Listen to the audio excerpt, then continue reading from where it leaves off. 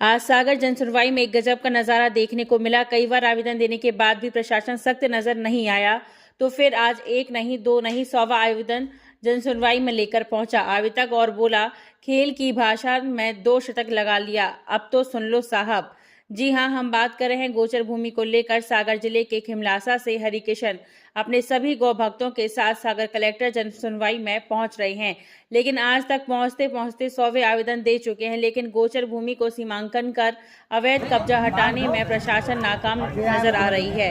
आवेदनकर्ता का कहना है कि हमारी जो गौ माता आज सड़कों पर घूम रही हैं, उसकी जगह पर अतिक्रमणधारी ने कब्जा कर लिया है और उसको घर से बाहर निकाल दिया है, तब तो सड़क पर घूम रही हैं। यदि ऐसा व्यवहार हमारे परिजन हमारे साथ करें और हमें घर से निकाल दें, हम सड़कों पर नजर आए, तो क्या नजारा होगा। ज्ञान है और संघर्ष का शतक है, गौ माता की जय। ऐसा क्यों आवश्यकता पड़ गई, किस संबंध है ये?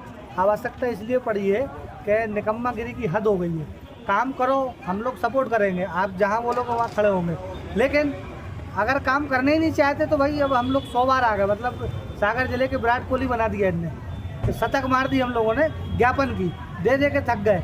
अब हम लोग पैदल जा रहे हैं बीना से भोपाल, गाड़ियों और पैदल जाएंगे। मुख्यमंत्री से भेंट होगी, अब उनसे बात करेंगे कि आप किस प्रकार से अपना प्रदेश चला रहे हैं। गाय की ज़मीनों पर कब्जा है, आप उस पर क्या कर रहे हो, और अगर गाय को ऐसे ही मरने को छोड़ना है तो फिर हिंदुओं के नाम पर वोट लेना बंद कर दो। ये तो एक शासन की नीति भी है कि जहाँ ऐसी जमीन है उन पर से अतिक्रमण चिन्हित करने के बाद कार्रवाई। शासन का काम हम लोगों को करना पड़ रहा है, कितनी शर्म की बात है। शासन को सरकारी ज़मीन खाली करवाना चाहिए, नहीं तो हम लोग खूंटा गाड़ देंगे रोड पे और गाय को बांध देंगे। अभी कोई अगर कलेक्टर ऑफिस पर कब्जा कर ले तो खाली 2 मिनट में करवा लेंगे। गाय अगर रोड पर मर रही है तो कोई उसके लिए आवाज़ भी नहीं उठा रहा है, और जो उठा रहे हैं तो उनकी आवाज़ सुनी नहीं जा रही है। सो ज्ञापन कितनी बड़ी बात है।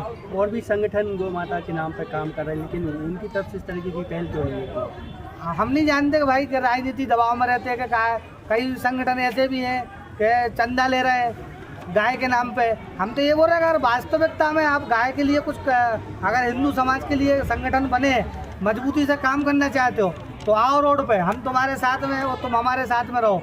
ये काम हमारा नहीं है, हर संगठन का काम है, हर हिंदू का काम है, और ये होना चाहिए। आज अगर यादव जी की सरकार में काम नहीं हो पाएगा तो हमें नहीं लग रहा है कभी हो पाएगा। तो ये बताइए, आपने जिले में सर्वे किया होगा, ऐसी कितनी भूमि है जो इस पर कब्जा? प्रत्येक गांव में 50 एकड़, 100 एकड़, 200 एकड़, 500 एकड़ रहती है, जबकि 2 एकड़ भी नहीं बची किसी गांव में, सब पे कब्जा है। अब गाय रोड पे नहीं रहे तो कार है, अगर किसी के घर पे कब्जा होगा तो उसको रोड पर आना ही पड़ेगा। ये कौन लोग हैं जो कब्जा किए हैं, प्रशासन इन पर नकल नहीं कस पा रहा है? अरे कुछ तो ऐसे ही उनके चेले चपाटे हैं, कुछ पार्टी में घुस गए हैं, कुछ दबंग हैं।